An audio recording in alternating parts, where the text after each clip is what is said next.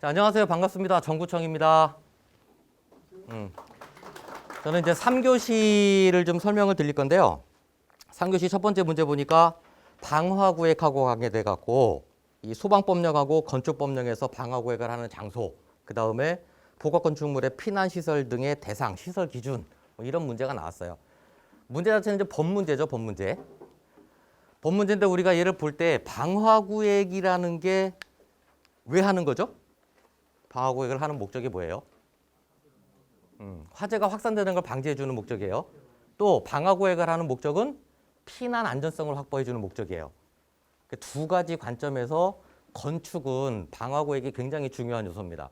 그러니까 방화구획은 매번 시험에 나온다고 보셔야 돼요. 그래서 저번에 나왔다고 버리는 문제가 아니에요, 얘는. 자, 그러면 이제 우리가 방화구획을 할 건데 여기서는 지금 물어보는 게 소방법하고 건축법에서 방화구획을 해야 되는 장소를 얘기를 해요. 그러면 방화구획의 목적상을 보면 화재가 확산되는 것을 방지하고 화재로부터 어딘가를 보호해 주기 위해서 한단 말이에요. 그죠? 그러면 소방법에서 화재로부터 보호돼야 되는 장소들은 우리가 소방시설이 구획을 함으로써 화재로부터의 영향을 안 받아야 되는 것들을 넣어놓는데요. 그런 장소들을 보면 어디겠어요? 좀 보면은 비상전원이 설치되어 있는데, 비상전원 수전설비 이런 것도 설치되어 있는데, 감시 제어반이 설치되어 있는데, 이런 데들은 화재의 영향을 받으면 우리 방화구획 자체가 차염성, 차열성을 요구하는 거잖아요. 물론 이제 구조체는 하중지지력도 요구하지만, 그러니까 결국에는 화재로부터의 영향성을 덜 받아야 되는 그런 것들이 설치되는 장소를 얘기를 합니다. 소화, 가스계 약재, 저장실 이런 데들도 방화구획을 당연히 해야 되는 거죠. 그런 관점에서 얘를 갖다가 쭉 다 똑같이 화재안전 기준에 여긴 방화구획 해대 이렇게 머릿속에 있어서 썼으면 좋은데 그게 아니라면 몇 가지 정도는 좀 쓸 수 있었을 것 같아요. 그래서 가압수조, 가압원이 설치되어 있는데 비상전원, 또 감시제어반, 또 비상전원 수전설비, 약재 저장실 이런 데들은 방화구획이 돼야 됩니다. 그래야만 화재로부터 영향을 덜 받겠죠. 건축법상으로 방화구획을 해야 되는 데는 우리가 방화구획이 용도, 규모, 층별로 방화구획을 하죠. 그죠? 용도별, 규모별, 부위별로. 그러면 건축법에서 방화구획을 해야 되는 장소들은 규모에 따라서 또 부위에 따라서 방화구획을 해야 돼요. 그런 장소들은 결국 층별로, 면적별로 이렇게 방화구획을 하죠. 이건 우리가 암기를 하고 있으니까. 그러면 용도별로는 어디를 해야 되느냐 이런 얘기예요. 용도별 구획된 장소들은 아까 말씀드린 대로 피난의 안전성을 확보해야 되는 장소. 이해되시죠? 그죠? 이런 관점으로 좀 보고 있더라 이런 얘기예요. 그래서 법 내용들은 쭉 보시면 되고 쭉 건축법상 방화구획을 해야 되는 장소 쭉 내려오다 보면 6번에 그래서 공동주택 4층 이상의 각 층의 세대에 설치되어 있는 대피공간 이런 데를 방화구획 해야 됩니다. 또 요양병원, 정신병원, 노인요양시설 뭐 이런 각 층별 방화구획된 대피공간을 만들어줘야 돼요. 또 건축물의 내부의 피난계단, 바깥의 피난계단, 특별피난계단의 계단실, 로대 부속실 우리 익히 다 알고 있는 거죠. 경사지붕 아래 설치하는 대피공간, 피난용 승강기, 승강장, 승강로, 기계실 그 다음에 비상용 승강기, 승강장, 종합방지실, 피난안전구역 이런 것들이 대표적으로 피난 경로가 되는데 또 피난을 위해서 우리가 대피를 했을 때 방어가 돼야 되는 장소 이렇게 되는 거죠. 그런 관점에서 얘를 갖다가 조금 봤으면 얘네들 다 쓰진 못해도 좀 쓸 수 있었을 거다라는 거예요. 자, 그러면 우리 방화구획이 뭐 언제 기출됐다 이게 중요한 게 아니고 얘네들은 굉장히 많이 기출되는 거란 말이죠. 방화구획을 통째로 물어본 거는 124회가 마지막이었어요. 126회 또 기출이 됐는데 쭉 보면 우리 이제 용도별로 좀 보면 면적별, 층별 뭐 구획하는 거는 어차피 이제 법으로 구획을 하는 거고 6번에 대피 공간이 123회 기출이에요. 그 다음에 8번, 9번, 10번 이런 계단을 통해서 물어본 게 123회 기출입니다. 용도별로 얘기를 하고 있는 거예요. 경사지붕 아래 대피 공간 119회 때 물어봤어요. 피난용 승강기, 승강장, 승강로 이거 125회 때 물어봤어요. 피난용 승강기를 통해서.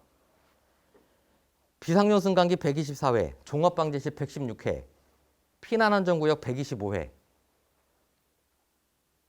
자, 그러면 어디가 다음 대상이 될 것 같아요? 어디가? 이제 그런 것들을 봐야죠, 우리가 이제. 그죠? 자, 그러면 이제 우리가 지금 보니까 피난안전구역 125회 물어봤고, 피난용 승강기 125회 물어봤고, 비상용 승강기 124회 물어봤고, 뭐 이렇게 물어봤으니 지금 보니까 종합방제실 116회 물어보고 안 나오고 있어요. 그럼 종합방제실에 대한 얘기들을 갖다가 좀 우리 좀 봐야 될 때가 된다라는 거고요. 그렇다 그래서 방화구역을 다 딴 거는 제껴 이게 아니에요. 방화구역은 계속 나오는 문제 중에 하나입니다. 그런 관점들에서 얘를 좀 바라보면 다음 대상이 어떤 놈을 대상으로 좀 가져가야 되는지에 대한 것이 좀 보일 겁니다.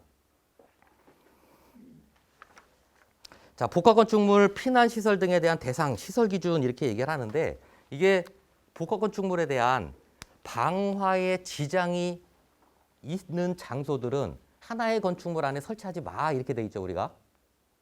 용도에 제한을 하고 있어요. 근데 하나의 건축물에 설치를 할 때는 이러한 조치들을 좀 취해야 돼라고 얘기를 하고 있는 법이죠, 이게. 그래서 뭐 대상 쭉 있고 밑에 시설 기준 나와 있는데 그 시설 기준에 보면 공동주택, 의료시설, 아동 관련 시설, 노인복지시설 중 하나 이상하고 위락시설, 위험물 저장 처리시설, 공장, 자동차 정비 공장 이런 것들이 하나의 건축물에 설치가 된다면 예외 조항으로서 아래에 있는 것들에 시설을 해줘야지만 된다라고 얘기를 하고 있는 거예요. 우리는 암기하고 있는 거잖아요, 이게. 암기하고 있는 건데 이것을 묻는 건지를 잘 몰랐을 뿐이에요, 그죠? 그래서 출입구는 서로 보행거리 30m 이상 떨어져야 되고 내화 구조에는 벽으로 구획해야 되고 서로 이웃하지 않도록 배치해야 되고 뭐 이런 것들을 우리는 좀 암기를 하고 있었어요. 그래서 암기하고 있는 내용들이라 어려운 문제는 아니었는데 라는 거죠. 그래서 그런 관점에서 얘를 갖다 좀 바라봐 주시면 다음에 이런 문제가 또 나오더라도 방화구역을 해야 되는 장소들이 어떤 장소들이고 어떤 용도의 놈들은 이런 것들을 해야 되고 라는 것들을 좀 찾아내실 수 있을 것 같아요. 자, 2번에 TAB입니다. TAB는 86, 113, 123, 126 이렇게 기출이 됐어요. 그래서 최근에 123에 기출됐었고 126에 기출이 됐어요. 근데 여기 기출된 것들은 127에 또 나와. 뭐 나올 수도 있겠지만 가능성이 좀 떨어진다고 보는 거잖아요, 우리가. 자, 그런데 TAB는 우리 TAB를 하는 대상이 법으로 정해져 있는 대상이 어디예요?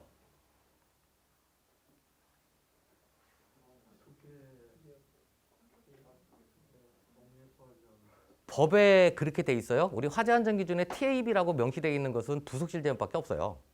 그죠? 그래서 얘를 갖다 해야 되는 대상은 부속실 제한을 하는 장소들이에요. 이해되시죠? 그럼 부속실 제한을 하는 대상들을 얘기를 하고 그 대상은 특별피난계단의 부속실, 그 다음에 비상용 승강기, 승강장 이런 것들이죠. 피난용 승강기, 승강장 이런 데들을 얘기를 합니다.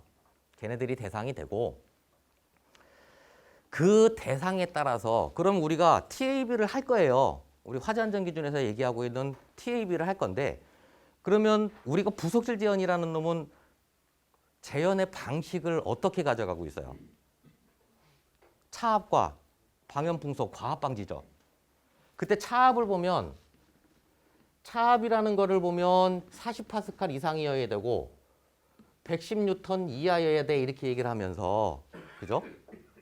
출입문이 개방돼 있을 때 개방되지 않은 놈은 70% 이상은 나와야 돼. 압력차가. 이렇게 얘기를 하고 있죠. 이해되세요? 그럼 우리가 TAB를 할 때 뭘 해야 돼요? 이놈이 작동 제대로 나오는지 봐야죠. 두 번째는 방염풍속이에요, 우리가. 방염풍속을 볼 건데 그럼 방염풍속을 출입문을 개방시켜 놓고 방염풍속을 측정해 갖고 법 기준에 맞게끔 풍속이 나오는지 봐야 되죠. 이해되시죠? 그 다음에 또 뭘 봐야 돼요? 아, 최대 차압은 110N을 유지하고 있는지 봐야 돼요. 그 얘기는 뭐냐 하면 내가 문을 열 때 힘이 얼만큼 필요한지를 봐야 되죠. 이해되십니까? 자, 그러면 우리가 TAB를 한다는 것은 차압이 똑바로 나오는지 방염풍속 똑바로 나오는지 그때 출입문은 110N 이하가 돼서 열리는지 그 놈을 측정하는 거예요, 결국. 그럼 이 절차라는 것 자체가 다 얘예요, 얘. 그 절차를 화재안전기준 해설서에서는 이렇게 쭉 풀어놓고 있습니다. 3번에 보면 일단은 모든 제한구역 출입문 상태를 점검해 보는 거예요. 출입문이 설치가 다 완료돼 있는지, 그다음에 창문이나 이런 것들 다 설치돼 있는지, 또 닫혀 있는지. 이게 출입문이 설치가 안 돼 있고 뻥 뚫려 있으면 그냥 개구부잖아요. 그죠? 그래서 제대로 다 설치돼 있는지 설치 상태를 일단 확인을 해 보는 겁니다. 그래서 제대로 설치돼 있다 그러면 뭐 이번에는 승강기, 승강로가 접해 있는 경우에는 승강기의 운행을 중지시킨 상태에서 한다 이런 얘기예요. 그러고 나서 3번에 문의 폐쇄력을 측정해 봐요. 그때는 제연 설비를 가동시키지 않은 상태에서 일단 폐쇄력을 측정을 해 봅니다.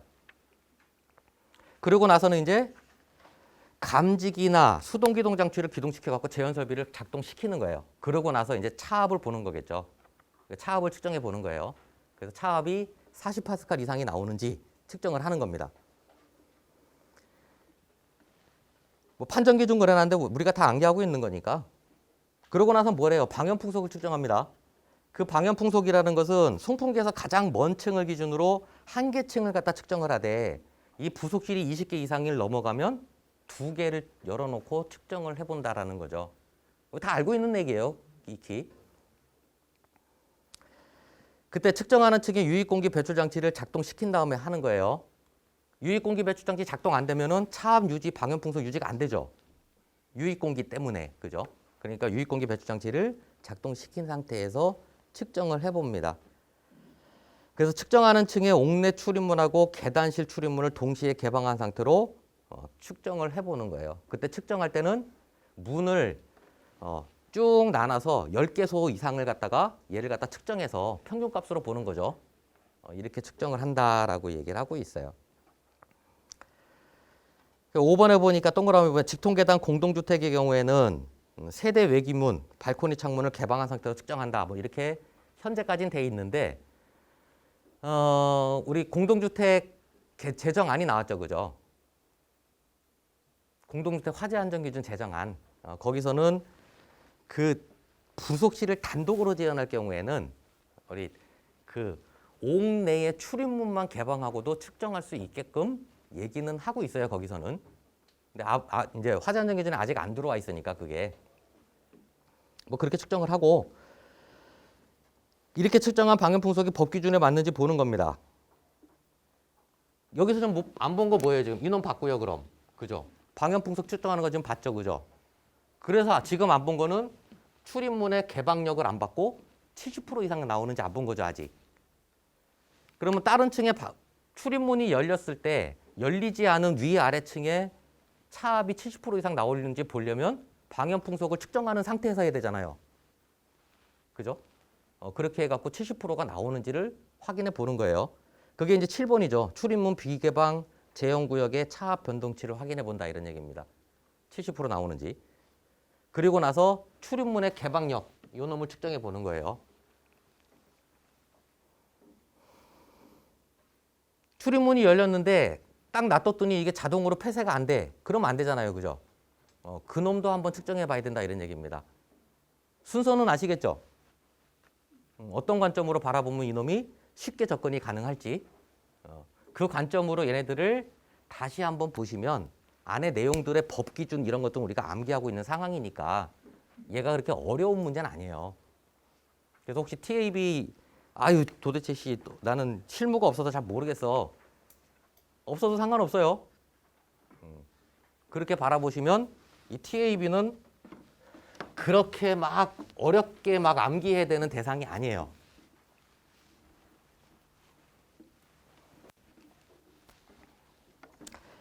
뭐 기대 효과 있는데 기대 효과라는 것은 우리가 재현을 하는 목적 자체가 연기의 유해성이라는 게 앞에서 봤었죠, 그죠? 그때 연기의 특성이라는 놈은 어떤 특성을 가져요? 연기는 어떤 특성을 가져요? 피난 안전성을 저해하는 특성을 갖고 그 다음에 화재를 확산시키는 특성을 가져요.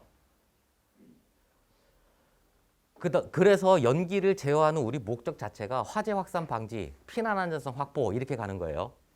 거기에다가 소방대의 소화 활동 지원 이렇게 되는 겁니다.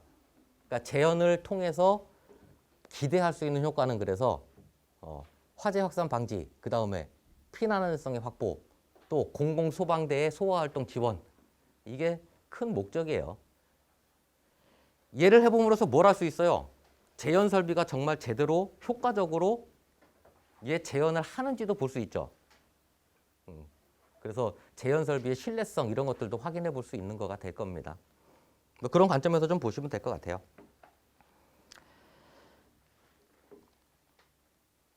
자, 가스개수화 설비 설치 장소의 누설부, 방화구행 밀폐도 시험에 대해서 설명하시오. 이게 우리 흔히 얘기하는 뭐 도어펜 테스트 이렇게 얘기하는 거죠, 그죠? 밀폐도 시험. 우리가 지금 착각하고 있는 게 뭐냐면 방호구역 내에 도어펜 테스트를 보면 서론과 뭐 이렇게 외우잖아요, 절차를, 그죠? 그럼 거기서 뭘 하냐면 방호구역의 누설 양을 갖다가 측정해서 이놈을 갖다가 결과를 봤을 때 설계농도 유지가 안 되면 그럼 뭘 해야 되냐면 이 공간에 틈새를 보정을 해줘야 돼요. 그 보정은 테이프로 붙이는 게 아니라 영구히 그대로 있도록 만들어주는 거예요. 그래서 개구부 자체를 기밀화 시킨 다음에 그 다음에 다시 재시험을 해보는 거예요. 이해되시죠? 보이는 틈새는 우리가 메꿔줄 수가 있잖아요. 그럼 보이지 않는 이제 메꿀 수 없는 틈새들이 있단 말이죠. 그 틈새에 대해서 가압감압 시험을 재시험을 해보면 얘가 그 보이지 않는 틈새를 통한 누설 양을 찾아낼 수 있어요. 그만큼 약재를 넣는 거예요. 가산을 통해서 넣든 아니면 우리가 인적구역 확대 방호를 하든 아니면 이스탠드 디스차지 방식을 하든 연장 방출, 다 연장 방출이죠. 추가로 약재를 방출해 줄 때 그럼 어떻게 방출해 줄 거냐라는 걸 결정하는 게 이 기밀도 시험이죠. 이 기밀도 시험은 뭐 옛날에 나온 거 빼고 100회 때 넘어간 106회, 111회, 121회, 126회 뭐 이렇게 기출이 됐습니다. 자, 우리는 이런 그림 보셨어요? 이 방어 공간에 기밀도 시험을 하는 이유가 뭐예요? 설계농도 유지해갖고 불 끄려고요, 그죠? 그래서 가스계는 모두 다 설계농도 유지 시간을 확보하는 방향으로 모든 것이 가요. 모든 것이. 그러면 우리가 설계농도를 유지를 해갖고 소화가 실패가 되는 거를 방지해주기 위해서는 설계 프로그램에서 실패하면 안 돼. 이렇게 배우셨죠? 이거 지금 시험에 나왔죠? 그 다음에 약재 저장실에서 실패하면 안 돼. 이렇게 얘기해요. 또 방어 공간에서도 실패하면 안 돼. 이렇게 얘기합니다. 프로그램의 유효성을 확인해갖고 불이 꺼진다라는 것을 확인을 하면 그러면 그 프로그램을 인정해주고 그 프로그램에 설계되는 것은 불이 꺼져야 돼요. 그죠? 우리 약재 저장실에서 실패하지 않아야 되는 조건들은 뭐가 있어요? 이게 이렇게 설치되어 있는 거잖아요. 약재 이렇게 설치되어 있어갖고 요 놈을 이렇게 공간에 끌고 간 거잖아요. 이렇게. 이해되시죠? 이렇게 끌고 간 거잖아요. 그럼 이 약재 저장실이라는 놈은 실린더가 설치되어 있는 놈이고 그 실린더에는 우리가 약재라는 놈이 들어있는 거죠. 약재량. 이해되십니까? 이 약재량이 저 불을 끌 만큼 충분히 있어? 라는 신뢰도 확보해야 되죠. 그 다음에 이놈의 적응성이 얘한테 불을 끄는데 적합한, 여기서 불 나는 놈에 적합한 약재야? 라는 걸 봐야죠. 이해되십니까? 우리가 약재 저장실을 니저분만 얘기를 하는 게 아니에요. 또 우리가 배운 게 뭐 있어요? 그러면 약재량만 똑바로 넣으면 돼? 그게 아니죠. 이 약재 저장실이 어때야 돼라는 게 있죠. 약제 저장실은 이런 조건을 가져야 돼. 실린더 용기는 어때야 돼? 라는 것들이 우리 법으로 정해져 있단 말이죠. 이해되십니까?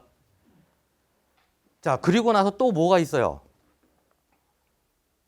기동장치는 얘가 그러면 원활하게 기동해갖고 여기로 보내주기 위해서 이 약제 저장 용기들을 다 열 수 있어? 기동장치에 대한 것들이 있죠. 수동기동이든 자동기동이든.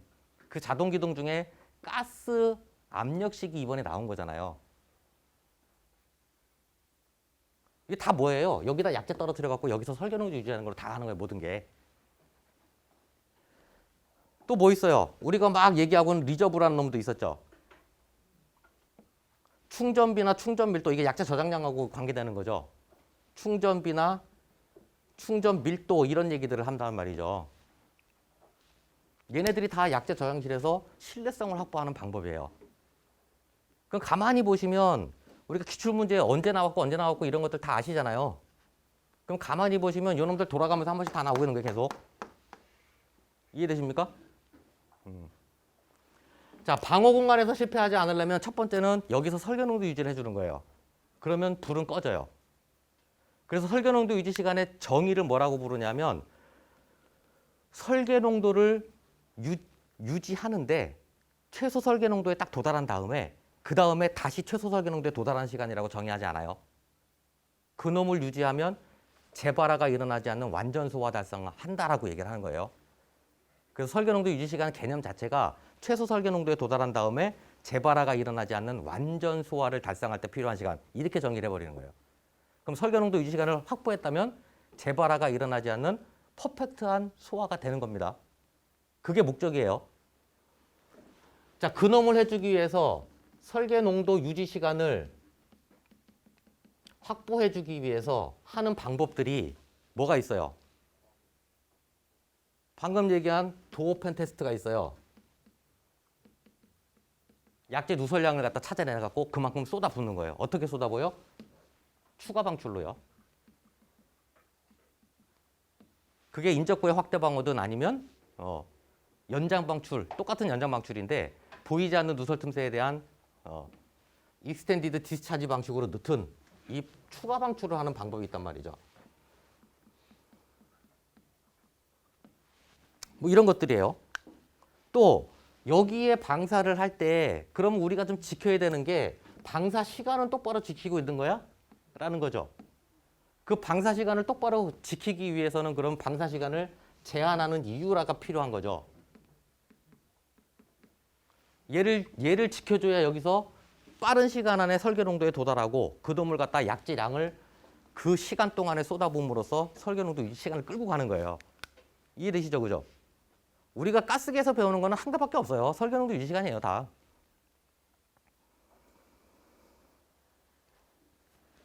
아니, 약제를 방출했더니 이 과압이 걸려갖고 밖으로 약제가 빠져나가네?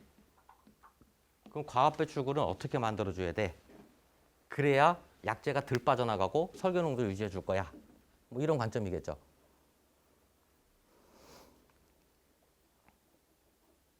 좀 보겠어요, 그럼? 자, 지금 다시 보시면 지금 이번에 나온 거 기동장치 나왔어요. 가스식 기동장치가 어떻게 작동하는지를 플로우로 그려보라는 게 나온 거잖아요. 그죠? 그럼 기동장치 이번에 나왔어요. 설계 프로그램 이번에 나왔어요. 설계 프로그램도 많이 나왔죠. 112, 123, 125, 126 이렇게 나오고 있는 거예요, 지금. 이해되세요? 또 뭐 나왔어요? 도어펜 테스트 이번에 때렸죠. 그렇습니까? 자, 그럼 그 다음 타겟은 뭐야? 이렇게 되는 거예요. 그 다음 타겟은 뭐겠어요? 얘네들 이번엔 다음번에 안 나올 거니까 얘네들을 제외한 설계 농도를 유지해주는 방법으로 갑니다.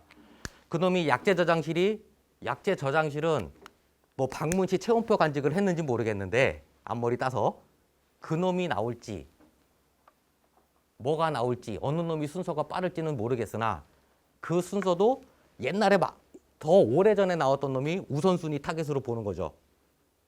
이해되시죠? 요 관점에서 얘를 바라보면 그럼 그 다음 시험 문제 내가 뭐 준비해야 되는지 이런 것들을 판단해낼 수가 있어요. 딱 맞추진 못해요. 127에 이놈 나와 이렇게 맞추지 못해도 이놈은 다음 언제가 될지 모르지만 이제 나올 대상이 됐어라는 걸 접근이 가능한 거죠. 요 관점에서 한번 이제 도어 오펜 테스트가 아니고 나머지들을 봐야 돼요. 그 중에 제일 많이 나오는 놈이 이놈이죠. 그러면 우리 약재량 계산이 117의 기출이에요. 제가 이거 일일이 다 찾아갖고 몇 회 그러면 되게 오래 걸리니까 이게 117의 기출이에요. 그러면 약재량 계산이 기출됐던 걸 쭉 봐보면 굉장히 많은 빈도로 기출이 됐는데 117회 이후에 약재량을 계산하는 거를 갖다가 계산을 갖다가 어떻게 유도해봐. 이런 문제가 나온 지가 좀 됐단 말이에요. 그럼 약재량도 좀 봐야 되고 뭐 이런 관점으로 볼 수 있을 겁니다. 그런 관점에서 얘를 좀 접근해 보면 이제 다음 시험 문제 어떤 놈으로 접근돼야 될지가 좀 나올 거예요.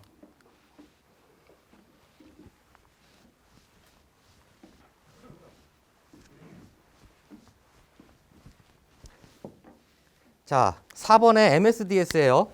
MSDS는 101회, 109회, 117회, 126회 이렇게 기출이 됐었습니다. 뭐 그 횟수 적는 게 중요한 건 아니죠, 그죠? 이번에 나왔으니까 다음에 안 나와요. 자, 우리 MSDS라는 것은 유해 화학 물질에 대해서 즉 GHS에서 규정하고 있는 물리적인 위험성 17가지, 환경 유해성 2가지, 그 다음에 또 뭐 있어요? 건강 유해성 10가지에 대한 물질을 포함하고 있는 놈을 대상으로 하고 있죠, 그죠? 걔네들이 1% 이상 들어가 있는 혼합물에 대해서도 대상으로 규제 대상으로 들어가 있어요. 자, 그럼 우리가 유해 화학 물질에 대한 그 관리 체계를 MSDS로 이렇게 하겠다는 거고, 그러면 우리가 MSDS 유해 화학 물질 요 놈 말고도 독성이라는 놈에 대한 것들을 그 다음 타겟으로 봐야 되죠. 그럼 독성에 대해서 우리가 좀 봐야 될 거는 뭐가 있어요? 우리 독성이? 뭐 LD50, LC50 이런 놈이 나온 지가 좀 됐어요. 기출 빈도는 높진 않지만 TLV라는 놈도 좀 안 됐어요. 그죠? FED는 125회인가 물어봤어요. 124회인가?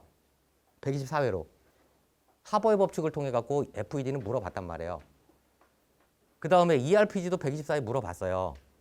그러면 다음은 TLV나 아니면 LC 이런 관점으로 독성을 좀 봐야 될 때가 되는 거죠.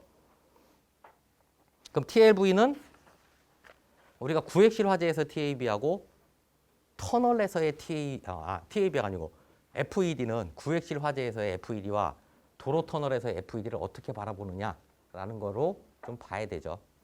FED는. 근데 124의 기출이니까 TLV하고 LC, LD50에 대한 관점 요놈 조금 바라볼 필요가 있다 이런 얘기입니다. 이제 안에 내용들이야 뭐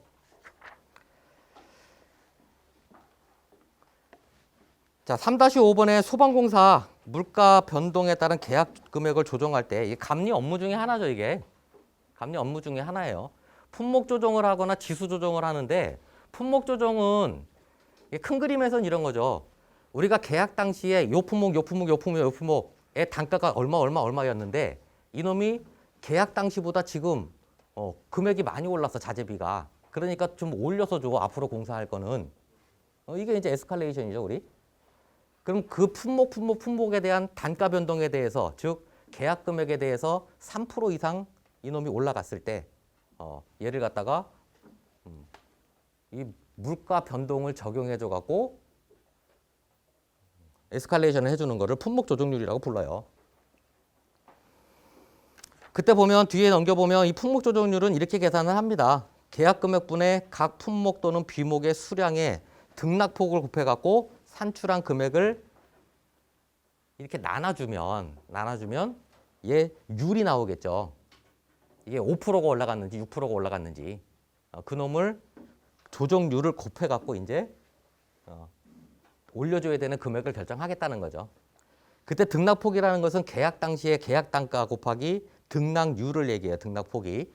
그때 등락률이라는 것은 입찰 당시의 가격분에 물가 변동된 가격 마이너스 입찰 당시 가격.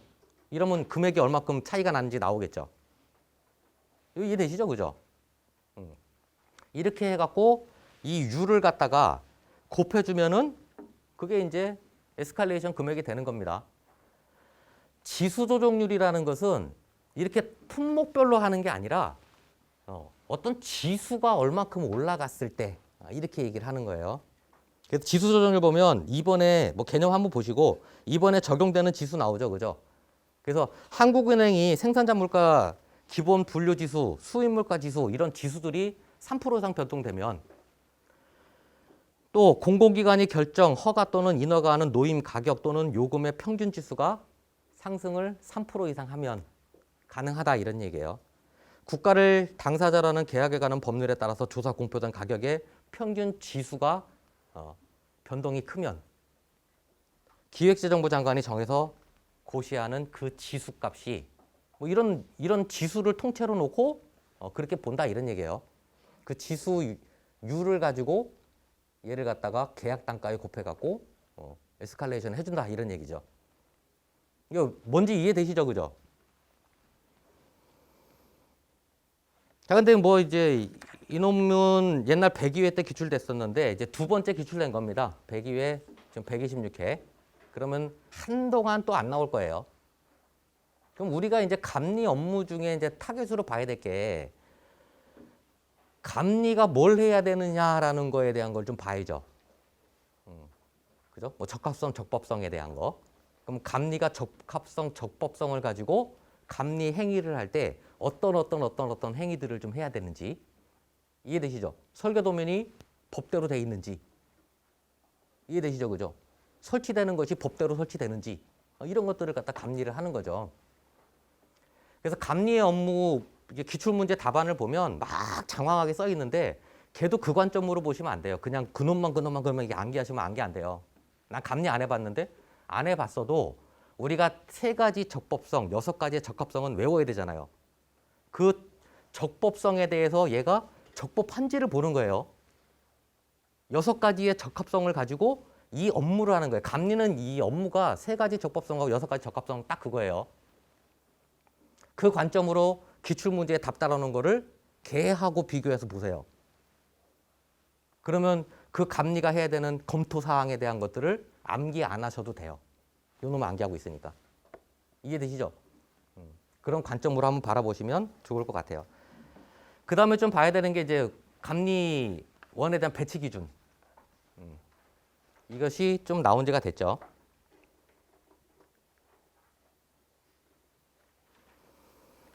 자, 3-6번에 무선통신 보조 설비, 전압 정제파비, 그레이딩, 무반사 종단장 뭐 이렇게 나오는데 얘네들이 다 뭐 하는 거예요?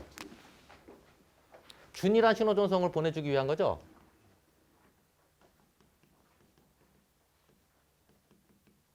그 방법에는 지금 나온 것처럼 전압 정제팝이라는 게 있어요.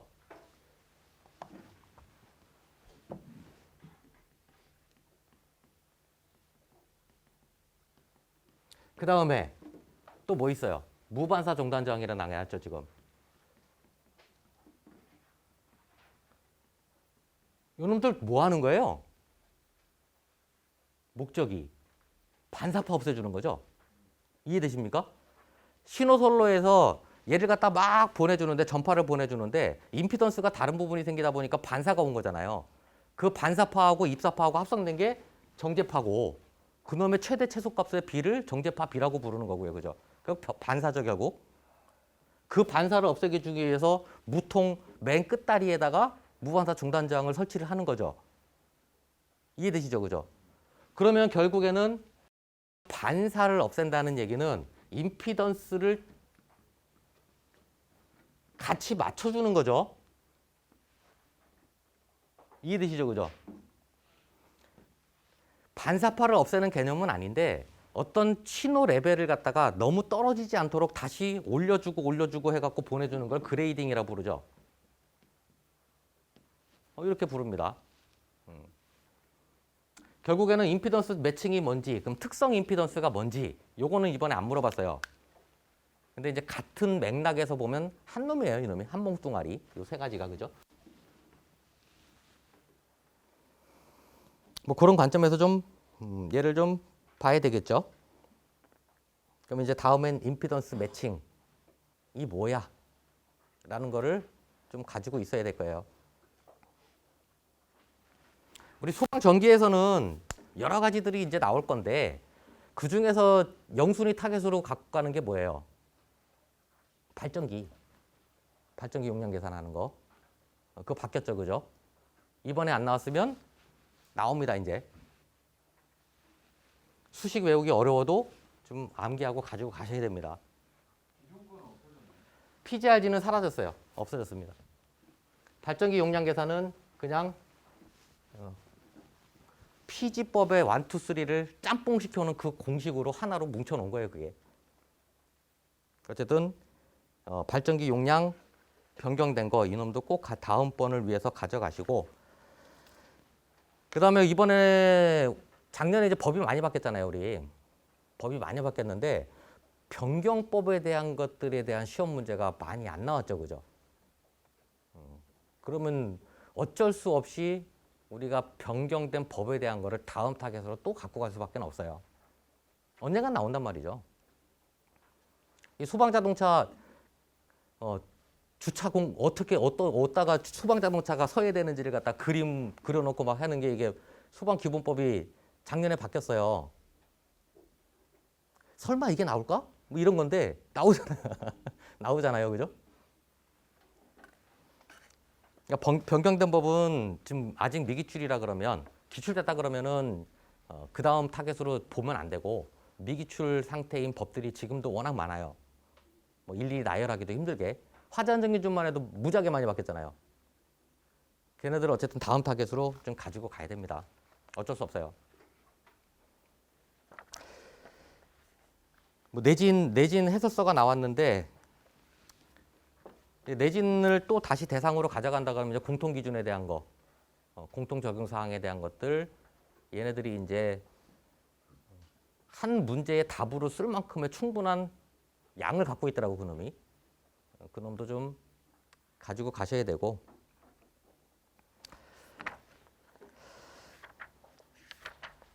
어쨌든 지금 요 문제를 보고 문제의 근처에 있는 우리가 가져가야 될 놈들에 대한 걸 좀 말씀드렸습니다. 뭐 전교시를 다 하면서 전교시에 대해서 다 짚어드리면 좋겠지만 그러다 보면은 이제 시간 관계상 우리가 맨날 하는 얘기가 시간 관계상 이렇게 얘기하죠. 뭐 기회가 되면 뭐 저한테 들으시는 분들은 다 짚어 들을 거니까 또 이제 평가반 통해 갖고 또 다음에 시험 문제 나올 것들을 고민하고 그렇게 진행을 할 겁니다. 자, 어쨌든 3교시는 이걸로 마치겠습니다. 시험 보시느라고 고생 많으셨고 고생해갖고 시험 보신 만큼 좋은 결과가 있기를 바라겠습니다. 수고하셨습니다.